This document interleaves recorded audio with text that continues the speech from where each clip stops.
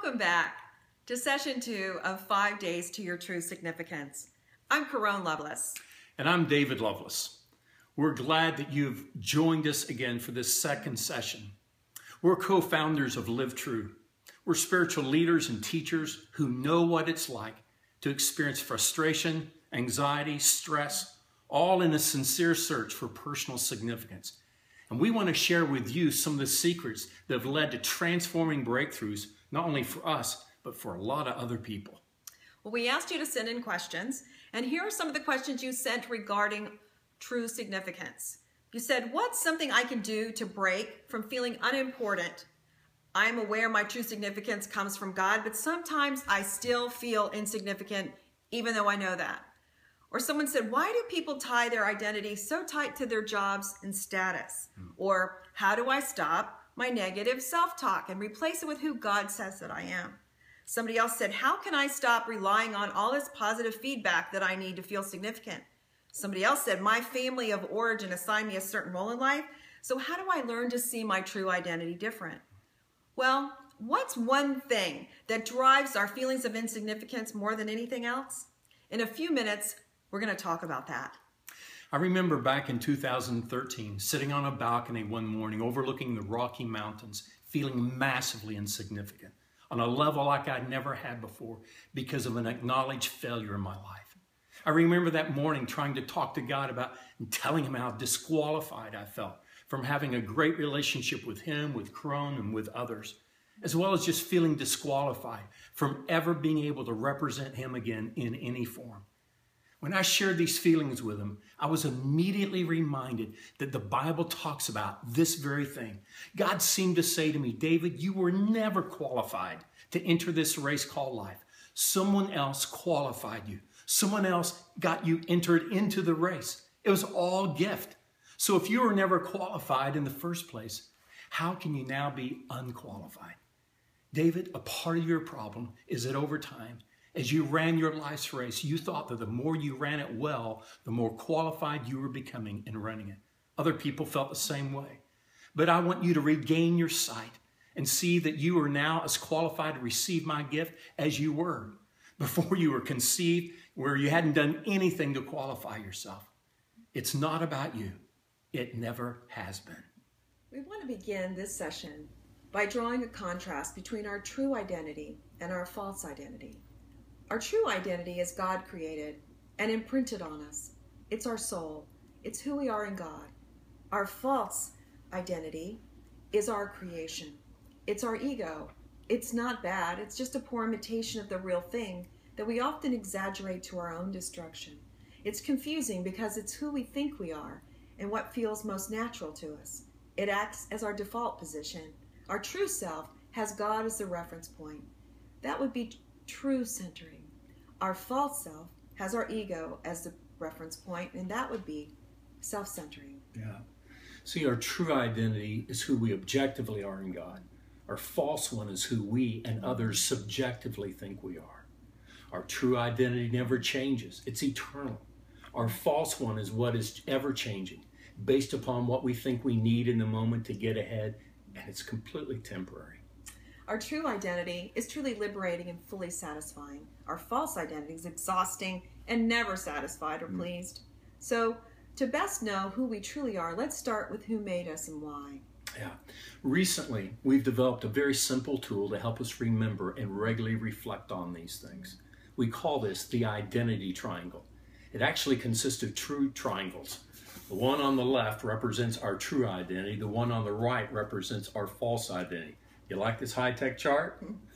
We've provided you with your own in a PDF format that you can view or download at the bottom of the page of these videos.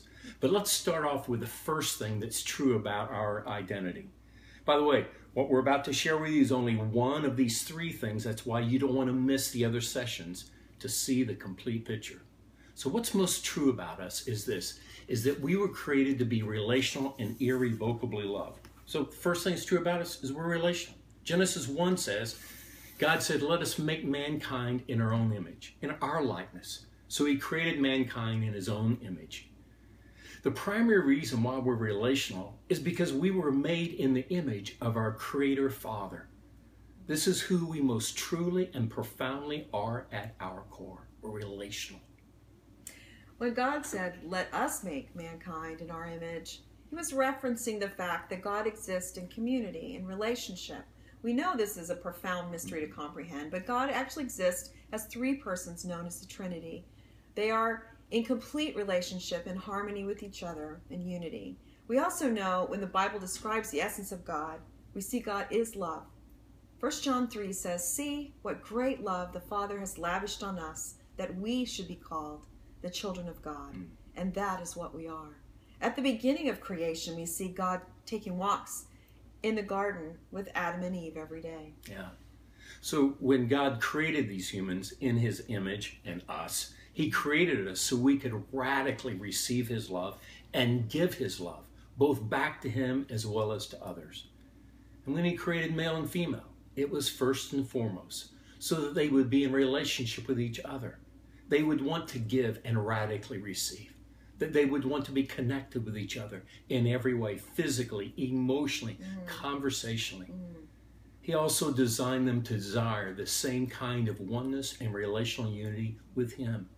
But here's the key. Everything God created was good. I mean, the first chapter of Genesis concludes with, he saw all he made and it was very good. Well, that includes you. At your core, your truest self, God says you are very good. But we don't always feel that way, do we? I know I don't. Yeah.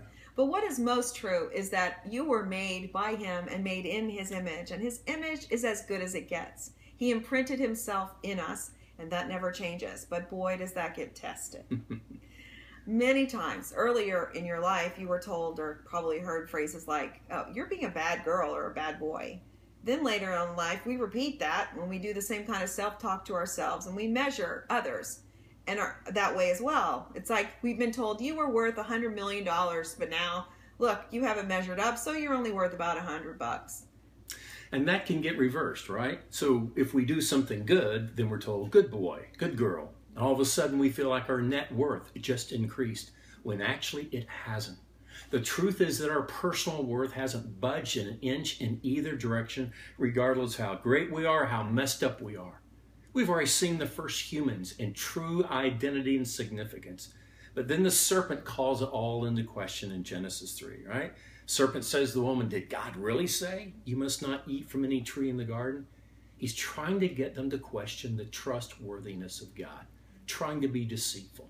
So the woman ends up saying to the serpent, well, we can eat from the fruit, the trees of the garden, but God did say you must not eat from this tree that's in the middle of the garden. Don't touch it. The serpent says, well, if you touch it, you won't die. God knows that when you eat of it, your eyes are going to be open. You'll be like God, knowing good and evil. But wait, weren't they already like God? What was he deceiving them over? They were created in his image. The only thing God didn't want to have happen was for them to be opened up to everything that's evil. Satan's ultimate ploy was to get Adam and Eve to no longer trust what God said was true about him as well as themselves. His ploy was to get them to mistrust, to shift them from feeling significant to insignificant. It was also a shift from being a child who is like their parent versus a child becoming the parent. That's good. They were not designed to be God, and neither were we. We have 3 sons, and they were made in our image. People comment on that all the time, yet they aren't exactly like us, nor were they intended to be. The enemy's ploy for Adam and Eve was to have them compare themselves to their Creator Father, and the moment they did that, they felt less than. So Genesis 3 goes on to say they now felt exposed, no clothes. Suddenly something was wrong. They felt defective. They felt shame. That's what this is over here. Shame says, I am bad. Something's wrong with me. I'm not enough. Shame is not about you're doing something wrong, but believing there's something wrong with you, with who you are, that something is defective. Well, let's pause for a minute. In a recent survey, we asked this question: in what situation do you most often feel insignificant? And here's what some of you said. You said, I feel insignificant when no one calls me or reaches out to me for anything, or when I offer help and it's turned down and refused, or when my gifts aren't recognized and I'm overlooked by other leaders. You felt insignificant when you feel taken for granted by those in whom that you've invested. Some others said, when I'm in a group of seemingly important people, I feel insignificant. Or when I don't feel affirmed or special, or like I'm measuring up to someone else. We feel shame, we feel less than when we're trying to be something we were not made to be. When we feel that way, we'll do what Adam and Eve did. They made their own clothes. They tried to cover their shame with a different identity than what God had given them. However, it was their Father who comes to cover them. Notice he doesn't come to punish them, but to protect them. And that's probably another subject for another day. Right. People dealing with shame in their life are always asking the identity question, who am I? And when you lose sight of that, who you truly are and your identity, the answer will always be the same, I'm not enough. See, the great cover-up begins after this. Whenever we feel primitive emotions like shame, we feel ashamed of who we are. And we try to cover that up by seeking the approval of others. That's what this word is over here. The approval of others and even God. So think about the word approval for a moment. You have inside of it the word prove. Approval means we need to prove something that we're good enough. But God already proved that we were good enough by calling you very good. I mean, listen to this. God has never made anything that wasn't very good. And if we don't settle this issue, we will struggle with it our entire lives. Now, there's nothing wrong with approval. But when our need for approval gets exaggerated and used to cover shame, it will never feel like it's enough, no matter what we do, and will work especially hard to look good. When I am my own reference point, when I have created myself in whatever image I've manufactured, then I will always need the approval of others to ensure my significance. This is feeding a beast that can never be satisfied. Yeah. Here's what needs to sink into us. God is far more than you think, and he is far better than you imagine. And because he made you, so are you. Yes. You are far more, far better than you may have ever imagined. You will never be more significant than what you are at this moment. No matter where you go, no matter who you know, or no matter what you do, you will never be more significant than you are right now. That's good. So here are two ways to wake up and stay awake to your true significance. Number one, review throughout the day or at the end of the day, because it's often easier to see it after the fact. Which of your identities has been dominating you? Which seems to be guiding you? Notice when your false identity, the self you manufacture, is always trying to look good, when it's kicking in. Notice when you feel a sense of shame that you're not enough, or when you feel the need for more approval from God or others. Where are you experiencing shame that you aren't enough?